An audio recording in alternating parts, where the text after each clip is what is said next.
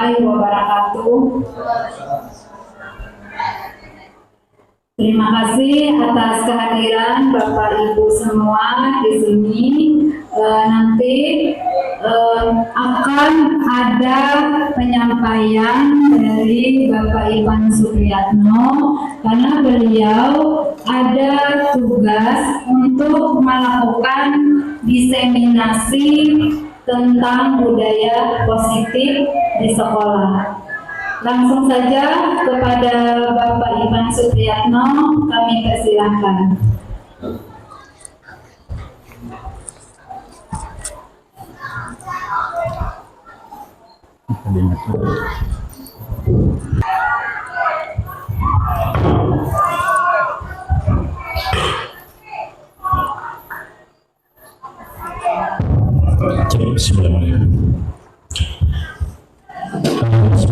Assalamualaikum warahmatullahi wabarakatuh. Selamat siang semuanya, Bapak-bapak, Ibu. Apa kabar hari ini? Alhamdulillah kita semuanya diberikan kesehatan oleh Allah Subhanahu wa Ta'ala. Jadi hari ini saya akan memaparkan terkait dengan budaya positif bagi sekolah. Tapi sebelumnya mohon maaf ya, jadi di sini saya di sini ini bukan berarti saya ini menggurui pilkada ya. Jadi di sini berbagi saja, dan ini berkewajiban menyampaikan pemahaman dan menerapkan pemahaman tentang budaya positif di sekolah gitu ya. Itu dapat dari guru bergerak. Baik, yang kedua, terima kasih sama perhatiannya karena sudah bersedia untuk berhadir di sini dalam menyampaikan budaya positif ini. Baik, Bapak Ibu semuanya, sebelum menyampaikan materi ini, mungkin ini harinya sudah siang ya, jadi kita perlu relaksasi dan nanti meminta kemudian menjamkan mata ya sedikit, ada relaksasi dari teman terkait dengan kita sebagai pengajar di sekolah ini.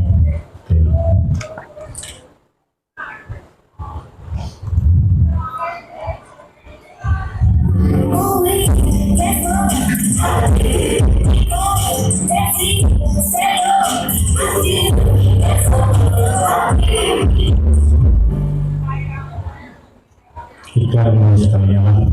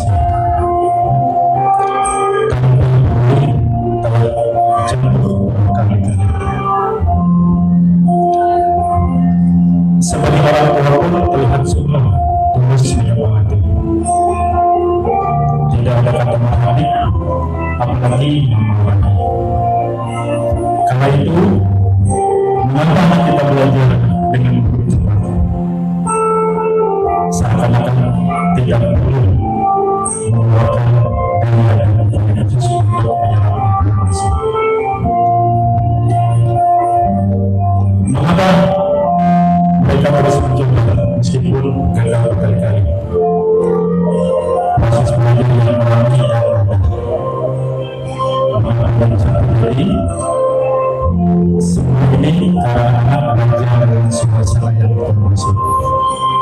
Ada perasaan rukun dan mencintai tanpa sebab apapun. Kesalahan dimaknai sebagai sesuatu yang memalukan, tetapi dimaknai sebagai bagian dari proses dan diterima apa adanya sesuai dengan kecepatan buatan mereka. Sayangnya, skenario ini sudah berubah tatkala anak masuk sekolah. Bila kita sekarang masuk ke kelas, kita akan melihat anak-anak yang wajahnya loyo, wajahnya yang bosan. Ada rasa takut yang mereka hadapi. Pemikiran kreatif dan rasa haus akan pengetahuan dibatasi. Semangat dan kebahagiaan yang seharusnya dalam belajar kini telah hilang. Anak banyak bertanya di jawab cerewet. Anak kritis dianggap mengganggu. Ditambah lagi dengan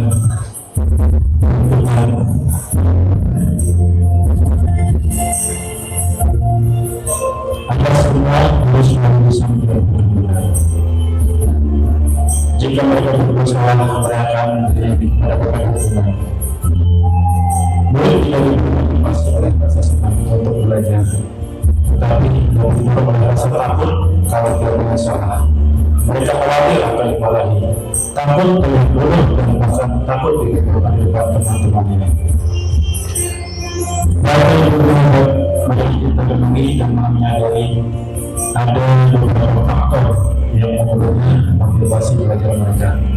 Salah satunya adalah kurangnya dukungan dan orang-orang dari kita seorang guru. Mereka perlu dihargai dan perlu diperhatikan sekecil apapun, kehidupan apapun, namun kegiatan dalam hidup pun kegiatan sekolah yang wajar kita sebagai seorang guru merayakannya. Terakhir, cobalah Bapak Ibu wajah pandang wajah kita, wajah yang sebenarnya harapan agar kita sebagai guru mampu mewujudnya, agar kita menjadi yang pribadi yang soleh, yang pintar, yang berprestasi, agar mereka bahagia dalam menghadapi hidup ini. Sekali lagi, inilah wajah mereka. Mereka bukan anak kita, dan kita tidak punya hubungan apapun dengan mereka, tetapi kita punya kewajiban untuk mereka, memberikan yang terbaik buat mereka, dan kita harus menyayangi mereka seperti anak kita sendiri. Terima kasih, silakan buka matanya, Bapak Ibu, dan mudah-mudahan relaksasi ini setidaknya supaya kita dengan kita bisa relax gitu ya. Oke, ya, tadi.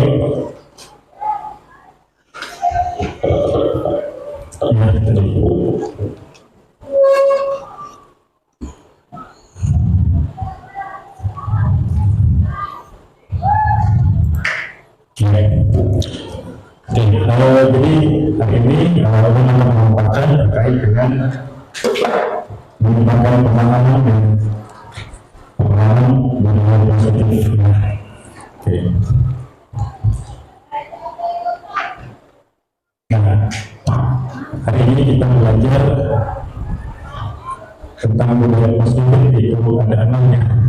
Yang pertama itu disiplin positif, kemudian yang kedua ada motivasi perilaku manusia, yang ketiga keyakinan kelas atau sekolah, berikutnya yang keempat kebutuhan dasar manusia, yang kelima posisi kontrol guru, dan yang keenam segitiga restitusi. Oke, sebelum kita masuk ke tema, Guru hendak menyampaikan dulu ya terkait dengan filosofi yang disampaikan atau dibilang oleh Bapak pendidikan kita ya, yaitu Ki Hajar Dewantara. Jadi menurut beliau, makna dari pengajaran dan pendidikan itu berbeda ya. Yang mana pengajaran itu adalah proses pendidikan dalam memberi ilmu atau yang berfaedah untuk kecakapan hidup anak secara lahir dan batin. Kemudian untuk arti pendidikannya adalah memberi dukungan terhadap segala kekuatan kodrat yang dimiliki anak agar ia mampu mencapai keselamatan dan kebahagiaan setinggi-tingginya bagi seorang manusia maupun sebagai anggota masyarakat. Nah, ini adalah filosofi pemikiran dari Bapak pendidikan kita ya, Ki Haji Dewantara. Kemudian dalam rangkum di sini terkait dengan filosofi beliau, yang di sini ada 6 ya, yang mana 1, semua anak itu terlahir dengan bakatnya masing-masing ya. Jadi mereka itu hidup ya, padahal itu mereka punya bakatnya masing-masing. 1 ada yang sama, 1 yang berbeda. Ya, jadi di sini dulu hanya menuntun saja, menuntun agar bakat itu tumbuh dengan sempurna. Jadi kalau dari guru gerak semalam ya disampaikan sama Bapak Instruktur, katanya anak itu seperti kertas putih, di situ sudah ada coretan tipis. Ya, jadi kita seperti guru ini, cuman kita diminta untuk mengembangkan coretan tersebut. Nah, itu coretan itu tadi itu didapatkan dari samanya ya, dari bakatnya mereka sendiri. Kemudian berikutnya yang kedua, guru ibarat petani, anak ibarat biji jagung. Nah, ini adalah filosofi beliau, artinya gini ya. Jadi kita ini bisa ya, siswa itu sukses tergantung kitanya ya, tergantung kitanya. Jadi kita menanam biji jagung tidak mungkin menjadi tumbuh menjadi padi, itu tidak mungkin ya. Jadi kita yang menumbuh jagung pasti mereka menumbuh jagung. Nah, baik atau tidaknya itu tergantung dari gurunya. Nah, di sini ya, perlakuan kita terhadap tanaman itu seperti apa? Apakah bagus atau tidak? Ya, kalau memang pengen hasilnya bagus, kita rawat, kita siram, kita pupuk ya, mudah-mudahan dengan kita berusaha untuk menjadi bagus, hasilnya akan maksimal seperti ini. Dan berikutnya yang ketiga, pendidikan harus berpihak kepada murid. Nah, ini ya yang semalam kami sampaikan lah tentang visi misi sekolah, itu memang pendidikannya adalah pada murid, bukan guru. Jadi sebenarnya kita sebagai guru ini harus berpihak pada murid, baik itu sebagai proses pembelajaran ataupun kebijakan kita di sekolah itu harus murid. Berikutnya yang keempat adalah program alat dan kodrat zaman. Nah, di sini kan, jadi kodrat zaman di sini kita garis bawah dia. Oke, kalau kebetulan mereka dari sana sudah begitu.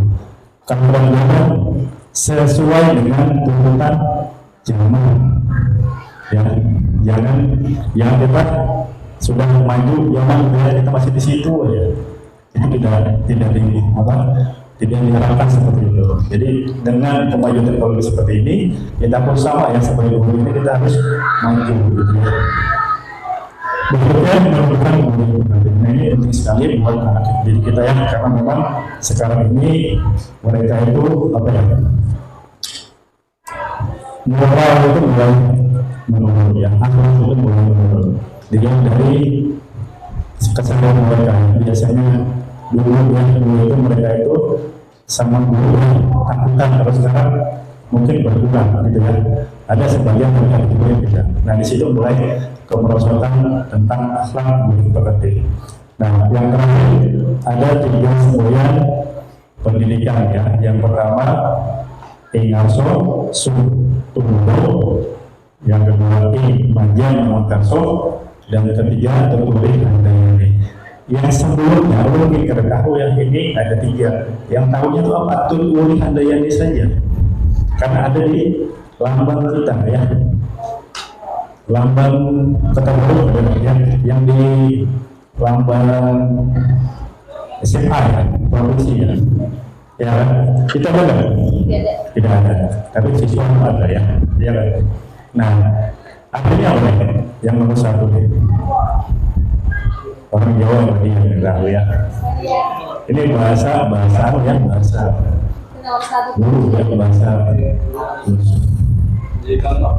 Jadi contoh betul. Nomor satu Inasus Sungkulo, kita sebagai guru harus menjadi contoh atau teladan, bisa juga panutan gitu ya. Itu arti yang pertama. Kemudian yang kedua, Ingmanyo Mangun Karso. Apa itu? Nah, tadi ya. Ini artinya adalah di tengah memberi semangat. Ya. Kemudian yang ketiga, tungguin artinya. Nah, ini kan familiar sudah nih. Artinya apa kira-kira? Apa kira-kira? Ada siapa aja? Apa ini? Tungguin artinya. Di belakang memberi doa. Itu yang seperti itu. Jadi di depan memberi panutan, di tengah memberi semangat, di belakang memberi doa. Nah, ini adalah tiga simbolan dari Bapak Pendidikan kita. Ya. Oke, berikutnya langsung ke materi ya. Di sini ada ya disiplin positif. Apa makna disiplin? Kira-kira kalau pendapat yang dia sudah tahu ya, apa arti disiplin itu? Kira-kira apa? Mentaati peraturan. Apa lagi kira-kira? Taat dengan aturan gitu ya. Disiplin. Kira-kira apa? Itu aja. Oke. Jadi perlu dijelaskan bahwa disiplin itu benar tadi apa yang dikatakan sama yang mengatakan ya, itu adalah menaati aturan. Tetapi disiplin di sini maknanya adalah kita lihat. Oke. Kata disiplin sering dikaitkan dengan tata tertib sekolah yang teratur dan kepatuhan pada peraturan. Kata disiplin juga sering dihubungkan dengan hukuman. Kalau tidak disiplin, artinya dia melanggar dan pasti dapat hukuman. Ya, padahal itu sungguh berbeda. Baru, yes. Ya, padahal itu sungguh berbeda. Kenapa? Karena belajar itu, katanya belajar disiplin itu tidak harus untuk memberikan hukuman. Justru itu adalah salah satu alternatif terakhir katanya ya. Dan kalau perlu tidak digunakan sama sekali. Itu adalah makna disiplin. Jadi itu ya. Nanti dijelaskan berikutnya. Kenapa berikutnya? Berikutnya ya. Nah ini kutip dari pemikiran besar bahwa pendidikan kita juga ya. Jadi menurut yang Dewantara mengatakan bahwa untuk menciptakan murid yang merdeka, syarat utama adalah harus ada disiplin yang kuat. Disiplin yang kuat ini maksudnya adalah disiplin diri. Nah, itu ya, yang memiliki motivasi internal. Jika kita tidak memiliki motivasi internal, maka kita melakukan pilihan lain untuk disiplin kita atau motivasi eksternal. Karena berasal dari luar, bukan dari dalam diri kita sendiri. Jadi perlu nanti yang menyadarkan kekanakan kalau kita ini menyampaikan disiplin itu artinya adalah mereka sadar bahwa arti disiplin itu bermanfaat buat mereka. Kalau kita peraturan kemudian dia takut karena dihukum, berarti itu adalah motivasi eksternal, bukan dari dirinya sendiri. Itu penjelasan dari pemikiran besar Ki Hajar Dewantara. Berikutnya. Nah ini, ya jadi ini adalah simulasi ya, simulasi terkait dengan teori kontrol, ya teori kontrol yang ada dalam diri manusia. Nah ini contohnya adalah coba bayangkan gitu ya, di dalam tangan ya. Menggenggam kepala tangan itu di situ ada harta yang berharga. Nah, kemudian teman satunya itu ya, di situ tugasnya ya mencoba dengan segala cara. Bagaimana caranya agar tangan itu bisa terbuka? Ya, boleh merujuk katanya. Dengan apakah gitu ya? Dengan uang bisa, dengan embel-embel lain. Kemudian bisa juga menghardik, bisa juga mengintimidasi, memarahi, kemudian mengkritik, bahkan menawari Anda uang agar Anda bersedia membuka tangan. Kira-kira kalau misalnya nih Pak Dian memegang ya, Oso mencoba, kira-kira dibukakan ya Pak Dian? Pada dasarnya sifat manusia itu mau membukakan. Kadang, ya, saya pun kadang betul. Ya, sifat dasar manusia itu, kalau misalnya mereka yakini itu berharga, kita yakini itu tidak akan membuka. Iya betul, tidak akan membuka. Nah, nanti kalau kita terapkan pada siswa, ya, siswa itu memegang tangan.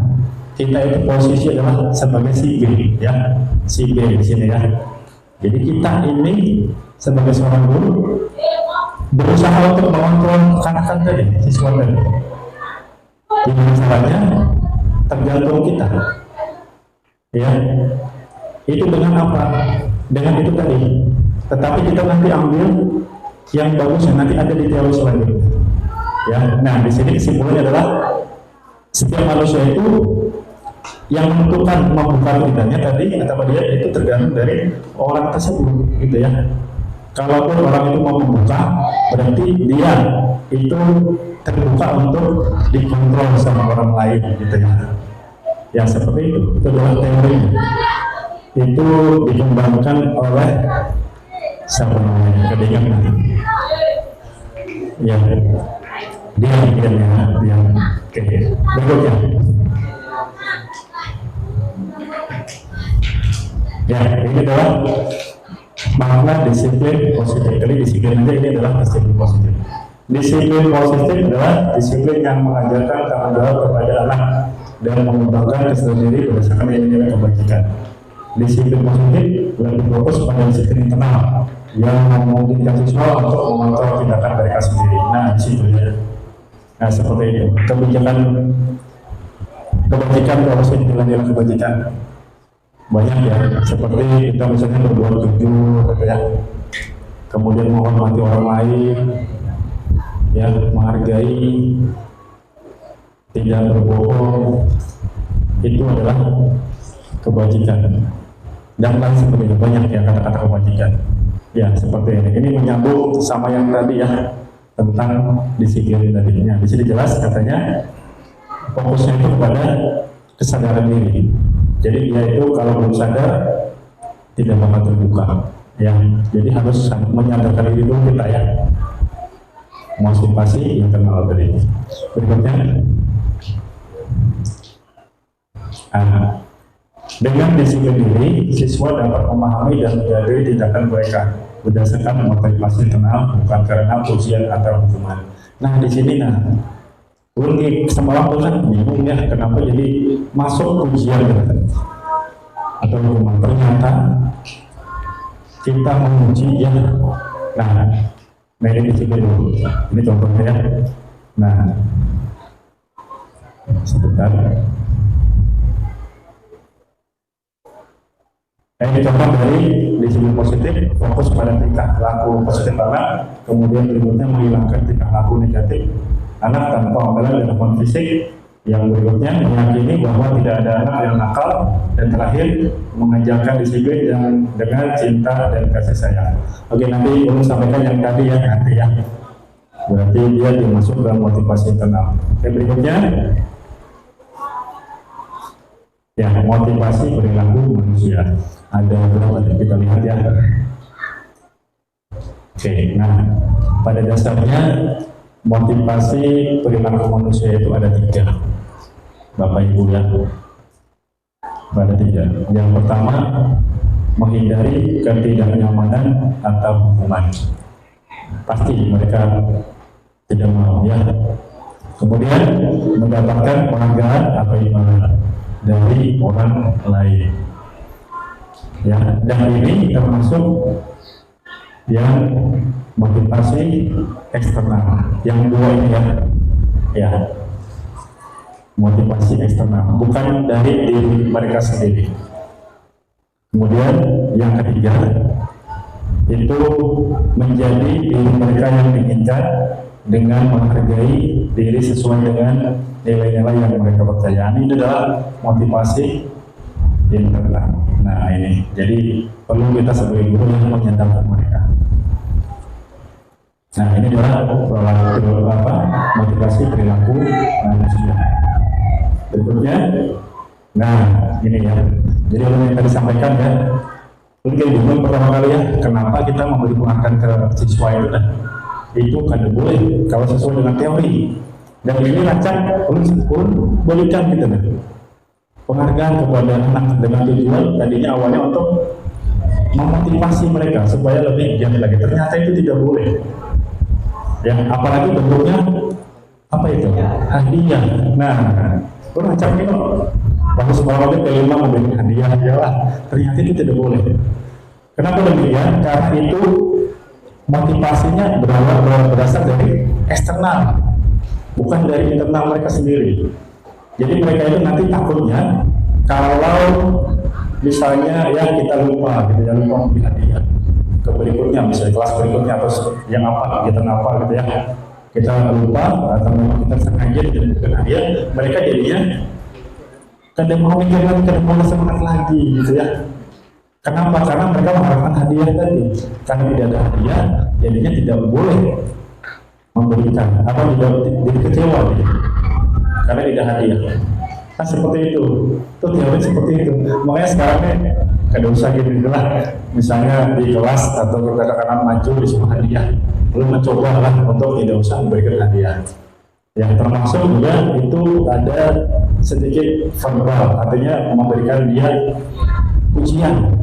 Dia boleh juga. Ya itu, makanya itu, ya kan, sesuai dengan teori seperti itu. Jadi tidak usah, karena itu kenapa? Karena motivasi yang berasal dari eksternal tadi, bukan dari internal. Ya, yang diharapkan di sini itu mereka tadi ya, yang tadi itu menghargai diri mereka sendiri, percaya dengan keyakinannya mereka sendiri. Jadi misalnya anak nakal nih, ya kan, anak pintar, mereka tidak beri hadiah karena dia sadar bahwa dia itu adalah yang terbaik buat dia sendiri. Dia tanpa hadiah pun dia mau gitu ya, dia mau berusaha untuk memintarkan dia sendiri. Nah seperti itu teorinya. Nah gitu, jadi baiknya itu jangan gitu ya, dan untuk mencoba untuk jangan lagi seperti itu. Ya itu adalah motivasi dasar manusia. Berikutnya, nah ini tadi ya, saya sendiri pengalaman seperti ini ya. Nah, karena katanya penghargaan pun itu bukan hukuman. Biarpun dia tidak dihukum, dapat hadiah, tapi hukuman juga. Yang tadi alasannya tidak muncul dari internalnya, tapi eksternalnya. Seperti itu. Berikutnya, ya. Nah, yang ketiga adalah keyakinan kelas. Nah, ini penting buat wali kelas ya. Kalau saya sendiri tidak wali kelas nih. Ya, jadi untuk aksi nyata wali kelas itu saya tidak bikin gitu ya. Tapi di sini saya menyampaikan apa yang sudah saya dapatkan dari guru bergerak gitu ya. Jadi keyakinan kelas. Oke. Mengapa keyakinan kelas bukan peraturan kelas? Ini pertanyaannya ya. Kalau selama ini saya bilang awalnya tidak tahu ada keyakinan kelas. Yang tahu adalah peraturan kelas. Siswa itu tidak boleh seperti ini, gitu ya. Tidak boleh seperti itu. Itu adalah peraturan kelas. Tapi keyakinan kelas itu beda. Seperti apa bedanya? Kita lihat ini ya. Nah, bedanya di situ. Ada peraturan kelas dan keyakinan kelas. Contoh misalnya satunya kembalikan barang ke tempatnya. Itu peraturan kelas. Tapi kalau kita buat keyakinan kelas beda. Menjadi bertanggung jawab. Kemudian yang kedua, dilarang mengganggu orang lain. Nah ini pun peraturan kelas. Tapi kalau kita ubah menjadi keyakinan kelas, di situ bunyinya ya saling menghormati. Jadi bahasanya itu diperhalus gitu ya. Tidak ada lagi yang dilarang gitu ya. Apa gitu ya, yang tidak bagus kalau keyakinan kelas seperti itu. Contoh lagi, hadir di sekolah 15 menit sebelumnya, menghormati orang lain, komitmen. Nah itu. Kemudian yang sering nih apa nih? Nah, dilarang merokok. Nah, dilarang merokok ini artinya adalah menjaga kesehatan, ya. Kemudian juga rokok ini tidak bisa juga mengganggu orang lain, ya kan? Kayak saya ini nggak bisa merokok ya. Kalau ada merokok, saya pun kadang-kadang nyaman gitu ya. Kenapa? Karena kalau sudah hidup merokok sakit gitu kan. Nah di situ harus menghormati orang lain di situ. Ya seperti ini ya, ya. Jadi bedanya keyakinan kelas dengan peraturan kelas seperti ini. Ya kemudian berikutnya ini ada ya penerapan keyakinan kelas. Ya ini kita buat ya. Yang pertama melibatkan guru dan siswa. Tentu ya kalau kita sebagai wali kelas tentu kita terlibat dengan pembuatan keyakinan kelas. Kemudian kedua hasil pendapat ditulis di papan tulis kertas pihak plano ya kertas plano. Jadi hasilnya itu nanti ditempel ditulis di depan. Itu nanti supaya mereka melihat gitu ya. Oh keyakinan kelas kita jadi dibuat itu seperti ini gitu ya. Kemudian mengerti kalimat-kalimat dalam bentuk negatif menjadi positif. Yang tadi, gitu. Yang negatif dilarang itu kan negatif, berubah menjadi positif. Yang kemudian keempat menemukan nilai kebajikan. Yang sudah sampaikan tadi. Kemudian meninjau ulang keyakinan kelas. Dan 6 sebaliknya keyakinan kelas tidak menemukannya bisa berkisar antara 3 sampai 7 prinsip keyakinan. Yang supaya yang penting-penting aja dah, yang jauh itu nggak usah. Yang penting-pentingnya saja, yang penting bisa diterapkan di kelasnya.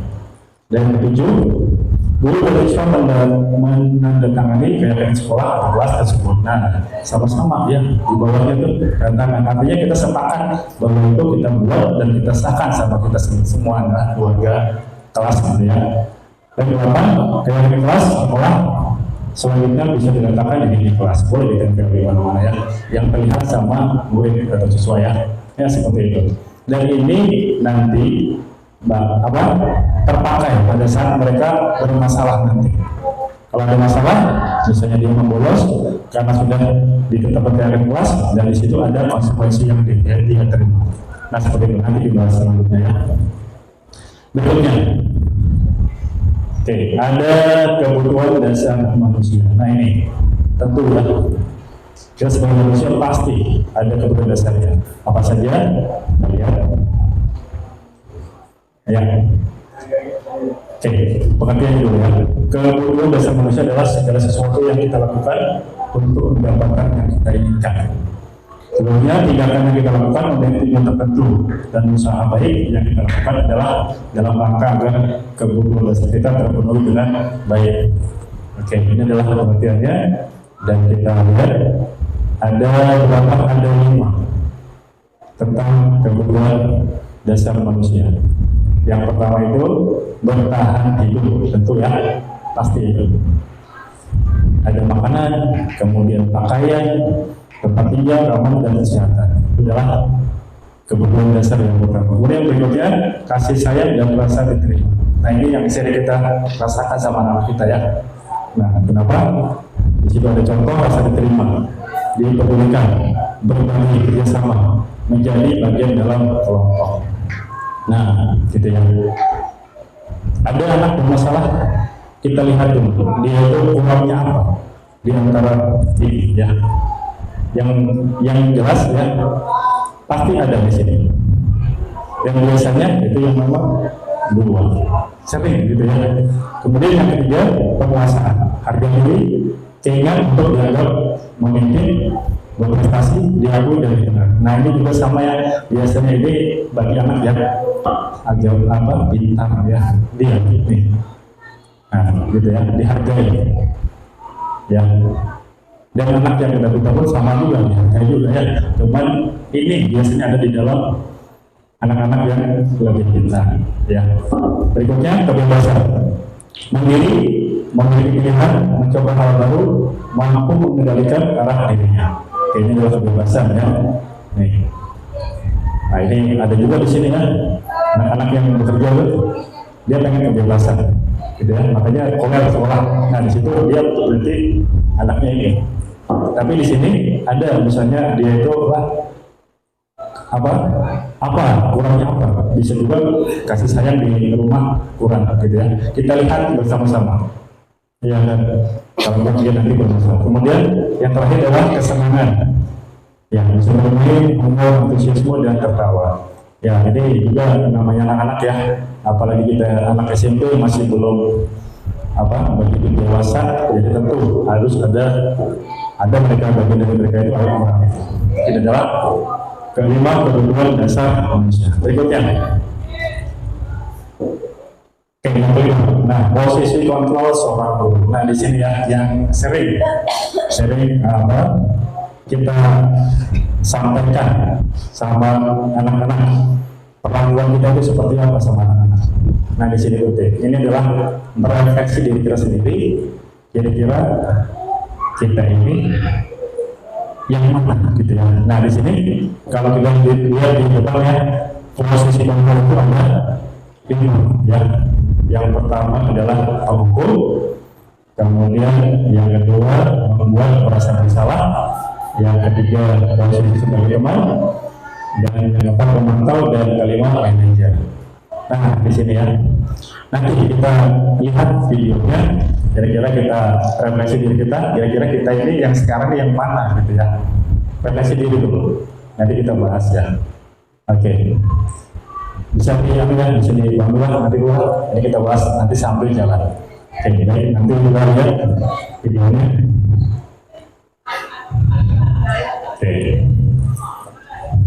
Para bahagia ibu dan bapak guru hebat dalam menerapkan disiplin positif restitusi. Salah satu program yang dikembangkan adalah 5 posisi kontrol.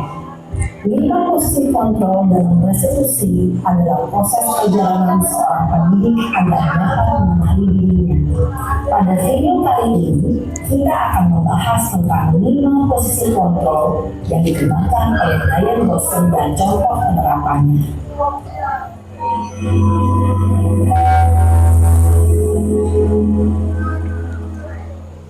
5 posisi kontrol itu adalah 1. Posisi penghukum, 2. Posisi membuat merasa bersalah, 3. Posisi teman, 4. Posisi pemantau atau monitor, dan 5. Posisi manajer. Untuk lebih memahami kelima posisi tersebut, mari kita saksikan kasus Naren yang terlambat hadir 20 menit di sekolah dan melihat bagaimana kelima posisi kontrol dalam menghadapi masalah tersebut.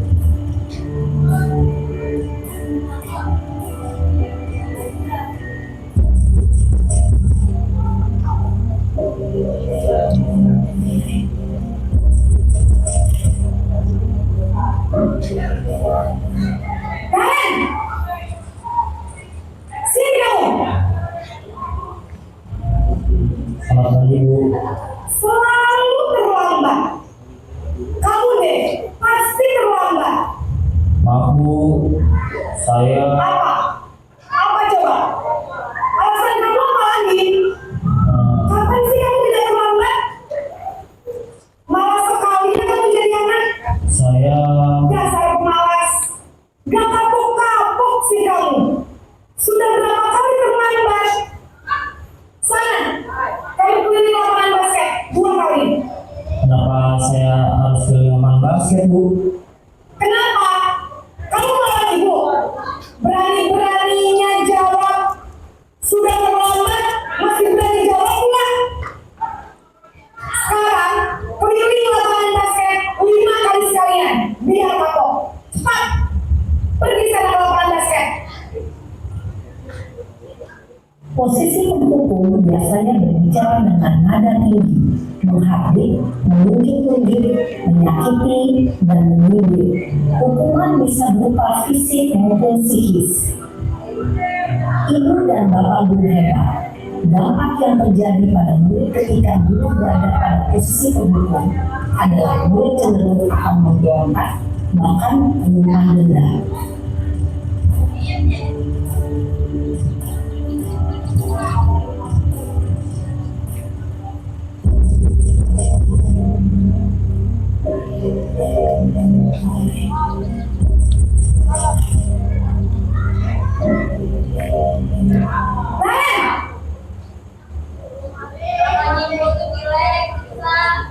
Selamat pagi, Bu.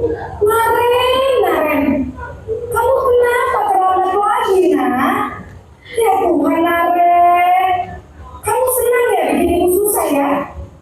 Kalau kamu terlambat lagi, nanti ibu yang ditegur bapak kepala sekolah, nak. Disangka ibu tidak bisa membina kamu. Tuh, gimana ini? Maaf, Bu. Gusti Naren, kamu suka ya kalau ibu tegur bapak kepala sekolah? Terus, sekarang ibu harus tulis apa ya ibu absen? Ini kamu sudah sering terlambat loh. Ibu harus apa coba? Maaf, Bu. Maaf sekali.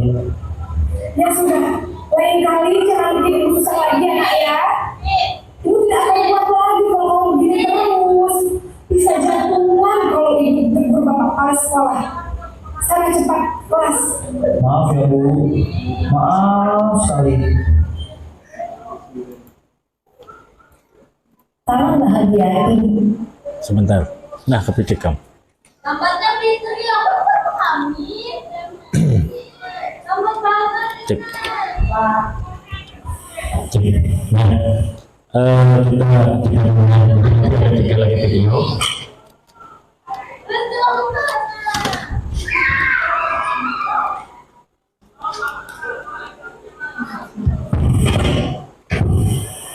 Cek.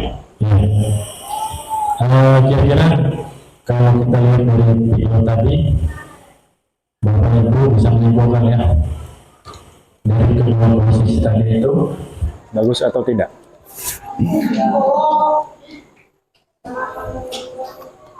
Mati ya. Kira-kira pendapat Bapak Ibu ini bagus ya. Posisi yang pertama adalah penghukum ya. Itu ngapain kira-kira? Ya kan? Jadi yang bunyi tadi untuk berkata ya kasar gitu kan. Dia menghati tadi. Menghati. Ya. Katanya bunyinya itu ya. Itu kira-kira kalau kita pakai itu kira-kira bagusnya tidak. Dan ini kalau hukum itu biasanya tidak pakai aturan, dia seenaknya saja menghukum. Pada saat dia langsung melihat anak-anak itu bermasalah, spontan langsung memberikan hukuman. Nah, ini adalah sifat dari penghukum, posisi penghukum. Dan ini bukan hanya fisik ya, tetapi verbal. Tadi menghadik di dalam penghukum juga. Keliling lapangan tadi, nah itu penghukum. Kemudian yang kedua, tadi posisi merasa salah. Iya. Diperlukan ya. Kalau di sini saya pernah begitu ya, pernah gitu ya. Sebagai manusia saya pernah sama anak seperti itu. Kayaknya saya bilang, kamu kena kasihan kan sama orang tua gitu ya. Nah itu sebenarnya ada boleh. Jadi saya nanti ke depannya mencoba tidak lagi menggunakan seperti itu. Ya, rancak kan? Ya kan? Tujuan saya tadi awalnya supaya dia melihat orang tua kasihan. Ternyata tidak boleh. Ya, karena itu orang tua dia merasa bersalah gitu ya. Merasa dia itu tidak punya apa-apa gitu ya. Itu seperti itu. Itu adalah posisi membuat merasa bersalah ya. Ini adalah posisi yang kedua, tadi adalah posisi yang gagal kalau dalam teori ya. Kemudian kita lihat posisi yang berikutnya yang ketiga.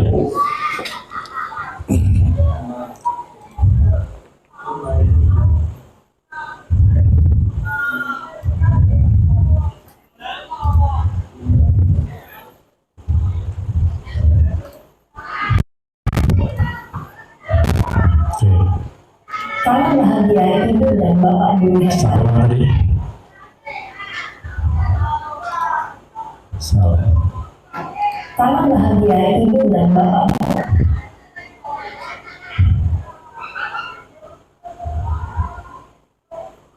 Nah, aku Madri.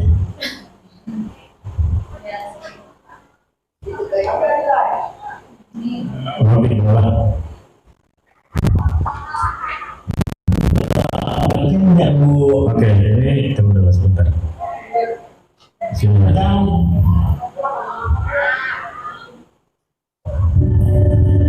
Nah, posisi yang ketiga, posisi cek sebagai teman.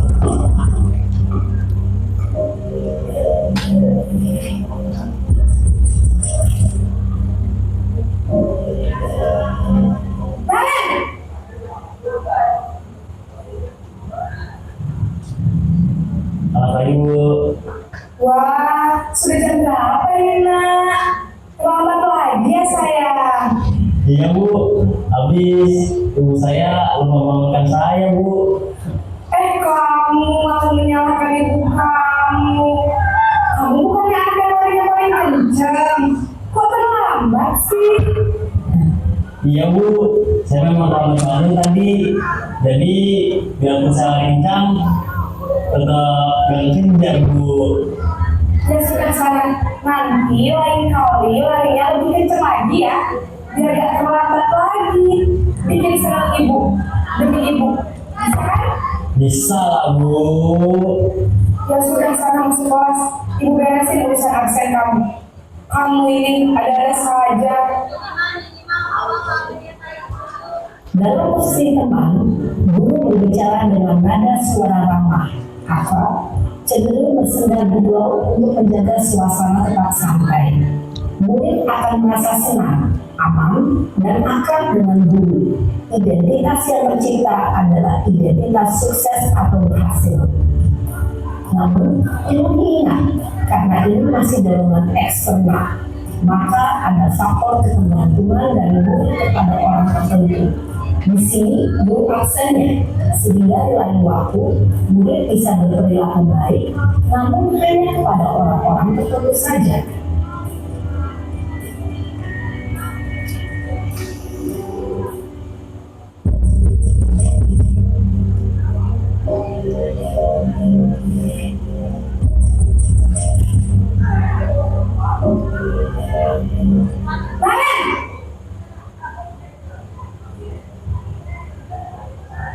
Selamat pagi Bu.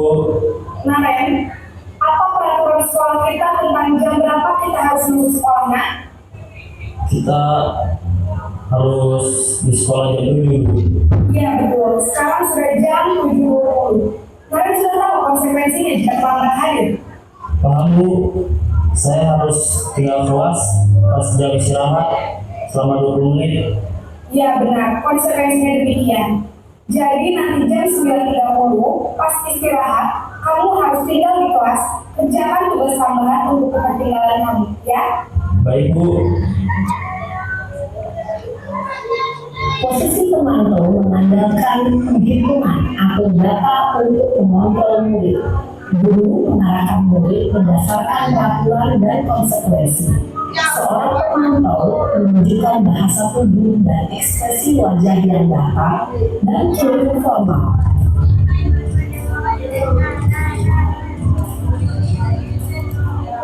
Oke. Sudah kita tidur dulu. Dan ini adalah posisi dari sebagai teman dan posisi pembantu. Nah, kira-kira menurut pendapat Ibu itu identitasnya berhasil. Tadi kan gagal ya. Kira-kira ini berhasil nggak?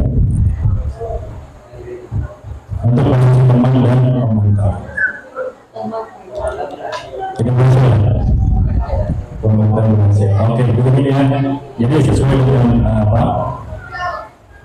Jadi itu memang, nah sebenarnya identitasnya sudah berhasil, tetapi dia muncul seperti itu karena dorongan eksternal, bukan dari internalnya. Yang tentunya kalau seperti itu pasti ada dampaknya, pasti. Ya. Kalau misalnya tadi kalau pemantau kan dia ini sesuai dengan aturan, dan ini yang bisa kita terapkan di sekolah. Saya pun sama ya, seperti itu juga di kelas pun sama seperti itu. Pernah gitu ya, kalau misalnya sebelumnya itu anak-anak diberitahu kalau misalnya di kelas, kalau misalnya ada yang ribut silakan baik tidak usah masuk kelas. Itu sudah disampaikan, dan itu adalah sesuai dengan keyakinan saya. Kenapa begitu? Karena nanti saya anggap awalnya ya, kalau misalnya mereka mengganggu tidak efektif lagi di kelas, jadi lebih baik mereka suruh di luar saja. Itu adalah posisi pemantau sesuai dengan apa yang di peraturan yang tadi itu pemantau, dan saya pun seperti itu ya. Apa itu termasuk hukuman kira-kira ya, konsekuensi ya. Kenapa konsekuensi? Karena dia tahu bahwa kalau ribut dia nanti tidak boleh masuk kelas gitu kan. Atau misalnya contoh lain ya, ada anak-anak misalnya coret-coret gitu ya di meja gitu ya, sedangkan sekolah punya aturan kalau misalnya coret-coret nanti tentu saja dapat boleh ya, kemudian diberikan sanksi. Nah, sanksinya itu adalah mencek kembali misalnya gitu. Itu adalah posisi pemantau karena sesuai dengan aturan. Dan mereka kadang lagi mencoret karena takut nanti disuruh ngecek lagi. Nah, itu adalah dorongan eksternal, bukan dari diri mereka sendiri. Nah, di sini makanya di sini termasuk identitas berhasil, tetapi ada dampak bagi mereka yang kurang bagus itu pasti ada. Ya, nah kita sebagai guru berusaha yang nanti di video yang terakhir ya itu adalah sebagai manajer.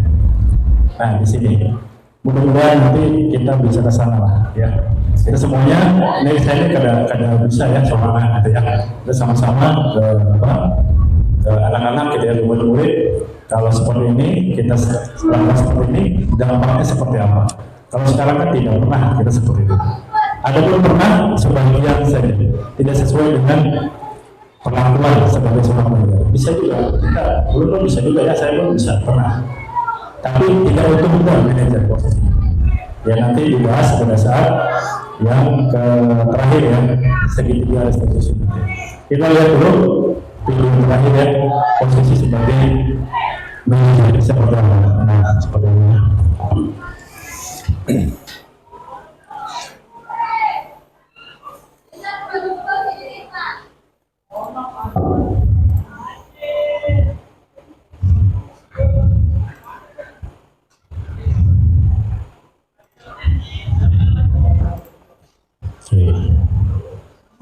Ini yang buka sudah. Salam bahagia Ibu dan Bapak Guru hebat.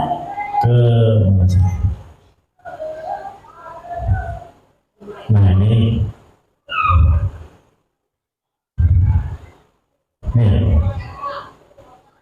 nah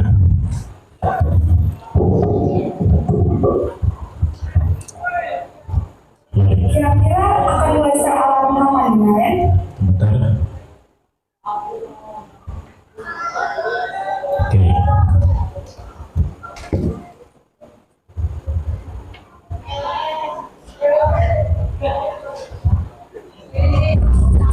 Jadi dalam posisi manajer ya, yang nanti akan coba kita lakukan seperti ini.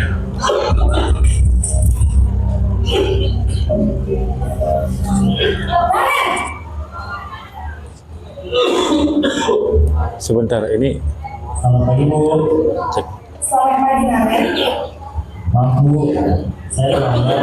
Iya, sekolah masuknya jam 7, sekarang sudah jam 7.20. Jadi sekarang bagaimana ya Pak? Maaf Bu, saya lupa soal saya semalam. Baiklah, menurut kamu, keyakinan sekolah yang mana yang perlu kamu tingkatkan? Menghargai diri sendiri dan orang lain juga Bu. Setuju. Jadi, apakah Namen meyakini prinsip saling menghormati tersebut? Iya Bu, saya meyakininya. Apakah Namen bersedia memperbaiki masalah kekeluargaan itu? Bersedia Bu? Bagaimana kalau akan memperbaiki masalah keterlambatan ini? Saya akan coba untuk tidak lupa menyediakan alam saya Bu. Baik, kalau kalian mau alam di rumah, ada orang yang kira-kira bisa mengingatkan tidak? Ada Bu. Ada saya. Ayo Bilang Bu. Pang, Ada lagi selain KM? buruk Pang bilang Selain itu. KM, Cocok lah. ada ibu saya. Bilang kasih paketnya aja. Yang menurut kanannya ya, adalah KMA dan ibu kamu ya. Kira-kira akan mulai saat kapan nih kalian? Setelah pulang sekolah akan segera saya lakukan. Baik, jadi kalian akan setel alarm untuk bangun besok pagi dan akan diingatkan oleh kakak dan ibu dan Naren ya. Ada lagi yang mungkin perlu dilakukan Naren agar tidak terulang lagi. Tidak ada Bu. Baik Naren, terima kasih untuk kerjasama kamu. Sekarang kamu perlu kembali ke kelas untuk belajar. Baik Bu, terima kasih. Posisi manajer adalah posisi kontrol yang disarankan untuk membimbing murid memiliki sikap disiplin yang positif, yaitu murid yang mandiri, bertanggung jawab, dan dapat memecahkan masalah. Tujuan dari posisi ini adalah agar murid dapat berefleksi atas tindakannya. Guru akan dengan tulus memberikan pertanyaan-pertanyaan bermakna, sehingga membuat murid dapat belajar dari kesalahannya dan mencari sebuah solusi untuk menyelesaikannya. Ibu dan Bapak guru hebat, setelah mengamati adegan kelima posisi kontrol tadi, kira-kira posisi mana yang paling ideal? Posisi mana yang dapat menunjang motivasi intrinsik murid? Ya, tentu posisi manajer. Posisi ini memang posisi ideal yang ingin dituju setiap pendidik. Pada posisi inilah, guru dapat menerapkan disiplin positif dan berpihak pada murid dan memerdekakan murid. Perjalanan seorang pendidik tentunya tidak mudah untuk sampai pada posisi seorang manajer. Namun, tujuan kita asli, yaitu menciptakan murid-murid yang mandiri, merdeka, dan bertanggung jawab. Semoga penggambaran 5 posisi kontrol yang telah diperlihatkan ini dapat menjadi ajang refleksi bagi kita semua, agar dapat terus mengasah dan menerapkan disiplin positif yang memerdekakan murid. Mari terus berlatih dan bersemangat. Selamat menerapkan. Salam dan bahagia.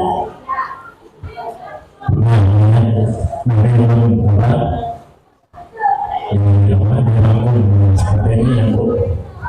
Jadi pemukul membuat masalah ini adalah identitas kita. Kemudian kita disimulasikan dalam metodenya. Kemudian identifikasi khusus kontrol manual terkait mengharapkan imbalan atau keterlibatan pada orang lain. Jadi dalam posisi teman dan pemantau. Yang tadi baru saja disimak yaitu adalah posisi sebagai manajer. Ya, jadi ini kalau tadi kan eksternal, kalau ini adalah menghargai dirinya sendiri dari internal, gitu ya. Nanti posisi manajer ini berkaitan dengan materi yang kelima, yaitu segitiga restitusi. Kita lihat ya, oke. Nah ini harus dilihat sebelum rancang sebelum oke, kita skip ya. Nah, terus yang kedua ini terlihat antara hubungan kemudian konsekuensi dan restitusi. Oke. Nah, kalau hubungan jelas ya. Boleh anak belajar menyembunyikan kesalahan. Yang kemudian kalau konsekuensi, boleh anak belajar taat peraturan. Yang ini adalah konsekuensi. Kalau kita sudah memberikan aturan, kemudian mereka melanggar, ya, dan mereka sadar dengan peraturan itu namanya konsekuensi. Bukan hukuman, tetapi konsekuensi. Ya, kalau memang tadi spontan, langsung, gitu ya, tidak ada peraturannya langsung aja lari, gitu ya, tidak ada. Itu hukuman. Kalau konsekuensi tidak. Kemudian restitusi, bagaimana belajar menyelesaikan masalah sendiri. Jadi kita yang bermasalah, kita yang bertakut, ingat juga menyelesaikan masalah. Itu adalah posisi yang restitusi tadi. Nah itu perbedaannya. Dan restitusi ini berkaitan dengan nanti ya 3 segitiga restitusi. Dan ini adalah sebagai proses sebagai manajer yang ke oke. Kemudian masuk ya, kita skip lagi ya. Berikutnya, oke, yang ini saya ya, saya sendiri pengalamannya. Nah, ini adalah segitiga restitusi, ini adalah tema yang terakhir ya. Nah, apa itu segitiga restitusi? Itu adalah suatu proses dialog yang dijalankan oleh guru agar dapat menghasilkan murid yang mandiri dan bertanggung jawab. Nah, ini adalah pengertian dari segitiga restitusi. Jadi kalau anak bermasalah itu kita tidak senangnya gitu ya, menanggung macam-macam gitu ya yang ada. Kalau dalam teori itu ada 3 langkah yang kita gunakan kepada murid yang bermasalah. Nah, di sini ya ada formulanya ternyata. Saya pun tidak tahu awalnya ya. Kalaupun ada gitu ya, tidak sempurna, tidak seperti ini penanganannya ya. Yang pertama itu adalah menstabilkan identitas. Yang kemudian yang kedua itu validasi tindakan yang salah dari saya. Yang kedua, yang terakhir menanyakan keyakinan. Nah, contohnya, nah di bawahnya itu yang menstabilkan identitas ya. Misalnya nih, saya pun sama aku sudah mencoba ya mensimulasikan, karena itu adalah bagian dari tugas juga yang syuting di kantor ya, itu mencoba untuk membuat segitiga restitusi seperti apa. Jadi misalnya nih ada anak yang mencontek pada saat ulangan gitu ya. Kebetulan kita atau saya juga itu pelajaran bahasa Inggris itu melihat sendiri gitu ya. Jadi menakuni kekanakan, tidak langsung menghukum, dia akan menakuni dulu. Tadi Bapak melihat gitu ya, bujukkah kamu melihat jawaban temannya gitu ya, jujur Pak ya. Berarti kalau jujur berarti dia sudah jujur gitu ya. Ya itu kita gali, itu kita cari informasinya lagi terus ya. Kita upatinya dulu, ikuti itu. Kemudian setelah tahu gitu ya, dia mengaku, kita mencoba untuk memvalidasi tindakan yang salah dia itu apa. Sebentar, masih bukan ya. Jadi ada sebenarnya. Misalnya masih bukan gitu ya. Setiap orang itu pasti pernah melakukan salah. Bapak pun sama pernah ya. Tetapi di sini misalnya Bapak bukan mencari kesalahan siapa saja, tetapi di sini Bapak mau mencari solusi bagaimana nanti kamu tidak berbuat seperti itu lagi. Nah seperti itu adalah tindakan menstabilkan identitas. Jadi mereka itu merasa tenang pada saat kita tanya seperti itu. Ya, mereka pun merasakan ya bahwa mereka itu dihargai gitu. Tidak dikam begitu saja. Apalagi kita tahu-tahu dia ngomong kita tahu itu tidak boleh ya. Nah kemudian validasi tindakan yang salah. Itu salah yang harusnya bukan kedua, tapi validasi tindakan yang salah. Ya. Nah ini tentang ini adalah alasan dia. Alasan dia itu apa? Ya.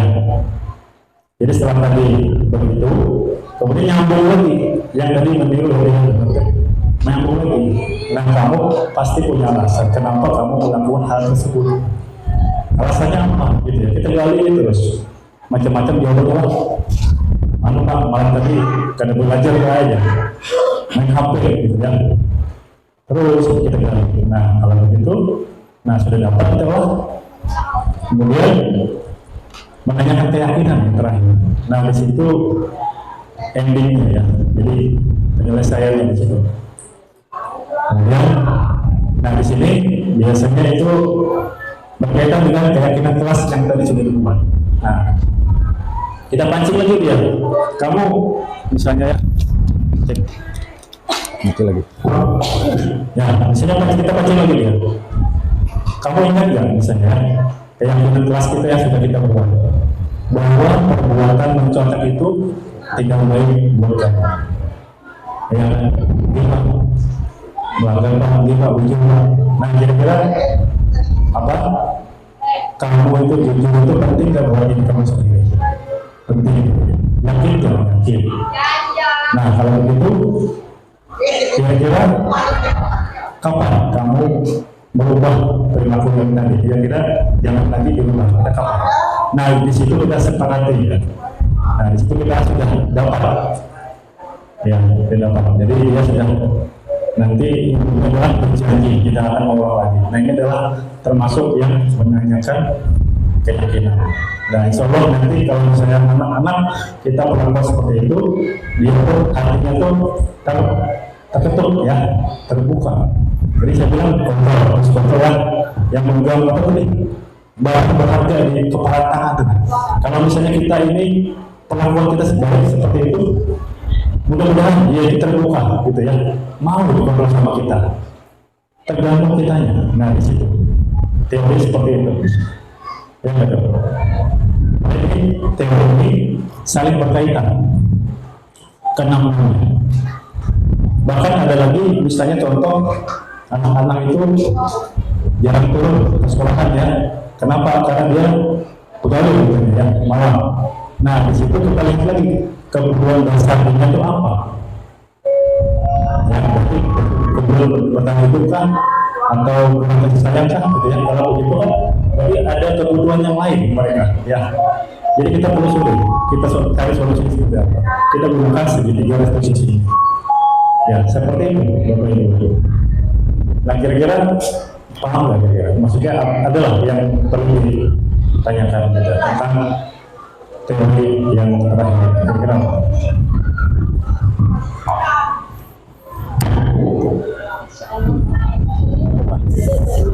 Siapa yang menang? Menang dulu apa? Ibu Mida nih, sesuatu mantap. Kira-kira apa? Coba. Assalamualaikum warahmatullahi wabarakatuh. Waalaikumsalam.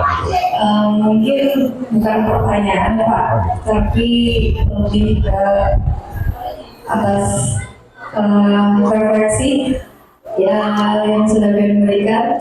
Pun hanya ingin menyampaikan terima kasih atas ilmunya. Jujur terbuka benar karena lu bisa tadi dari kesesuaian kayak apa, cara mengontrol itu tadi nah yang jadi nomor itu susah banget. Belum pernah jadi nomor 1, pernah jadi nomor 2, pernah jadi nomor 3, nomor 4, nomor 5 nya belum. Jadi mudah-mudahan dengan adanya ini kita sama-sama belajar kayak apa caranya mau bisa jadi yang nomor 5. Ya, gitu aja. Terima kasih. Oke, terima kasih. Yang lain Bang adalah kira-kira konsep Bang adalah ada yang apa? Apa ya? Mana aja? Jelas sudah sebenarnya. Oke. Iya betul. Jadi ini pun ya, ini kamu dapatkan itu baru selesai ya. Jadi ini bukan tugas yang dirawakan, dan ini adalah tugas yang terakhir di modul 1.4 ya, yang terakhir. Kalau yang 1.3, kalau semua diskusi ya modul 1.3 diskusi. 1.2 tentang filosofi kehidupan utara. Yang 1.2 itu adalah peran guru gitu ya, sebagai seorang pendidik itu apa. Nah itu pribadi 1, 2 itu pribadi diri sendiri. Kalau yang 2 dan 4, 3 dan 4 itu adalah untuk sekolah gitu ya, seperti itu. Jadi ini lebih berhak gitu ya, karena berhak orang mempunyai kewajiban untuk menyampaikan ini sama buat dia di tangan ya. Karena ini adalah tugas, bukan tugasnya di modul saja tidak. Yang tidak. Jadi ini adalah kebaikan buat kita semuanya. Mudah-mudahan dengan seperti ini, benar kata tadi Bunda ya, kita bisa merefleksi diri kita sendiri. Sama untuk sama ya, dulu kan nomor 1 lancar gitu ya, apalagi pas pertama kali mengajar. Wah, mengontrol emosi itu tidak jadi gampang. Hanya mengajar, tapi makin kesini makin sadar gitu ya. Oh ternyata dampaknya itu tidak baik buat kita sendiri pun tidak baik, apalagi buat anak-anak gitu ya. Kalau mengajar itu kan nyaman ya, materi mengajar. Nah seperti ini yang susah gitu ya, yang lama. Itu pun bertahun-tahun itu nyaman. Betul ya. Kalau mengajar nyaman, setahun mengajar masih gugup, oke lah. 2 tahun lancar sudah, 3 tahun lancar benar. Kalau ini karena kuat, karena konstan. belajar dari apa? Dari pengalaman kita sendiri. Nah di sini hanya tahu sekalinya ada formulanya gitu ya, ada rumusnya. Penanganan seperti apa itu ada rumusnya di sini.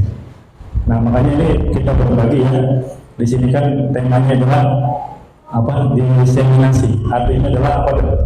Menyebarkan pemahaman dan menerapkan apa yang didapat dari guru penggerak terkait dengan budaya positif tadi. Nah seperti itu Bu ya. Oke, kira-kira cukup aja ya. Oke, cukuplah. Oke, kalau cukup, mohon maaf ya kalau selama tadi menyampaikan materi tadi ada salah hilafnya gitu ya, ada salah hilaf, baik sengaja maupun tidak sengaja. Maaf lah dan terima kasih sekali lagi kepada Bu Nurdia telah berada di sini dan ayo kita sama-sama ya membaiki kita sendiri walaupun di sekolah. Baik, itu saja. Terima kasih ya. Kira cukup ya. Dan akhirnya bersama apa? Diakhiri dengan salam ya. Assalamualaikum warahmatullahi wabarakatuh. Terima kasih.